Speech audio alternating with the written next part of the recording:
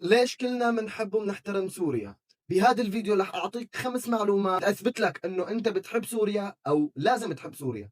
أول معلومة، الكل متفق إنه اللهجة السورية لهجة كل الناس بتحبها، وبتلاقي بكل الدول في ناس بتحاول تقلد اللهجة السورية وبيطلعوا كتير كيوتين وكتير حلوين. ثاني معلومة، سوريا من بلاد الشام، والرسول صلى الله عليه وسلم قال: اللهم بارك لنا في شامنا، اللهم بارك لنا في يمننا، فهي أرض مباركة، وفي أحاديث كثير بتحكي عن الشام وفضل الشام. ثالث معلومة، أكل سوريا. أكل سوريا والأطباق الشهية المعروفة بسوريا كثير معروفة، وأكيد أنت لازم تكون مجرب الكبة أو الشاورما السورية أو اليبرة أو المحاشي أو الأبواد أو المآدم أو الأكلات أو الحركات. يا رباه الأكل السوري ما أجمله وما أطيبه.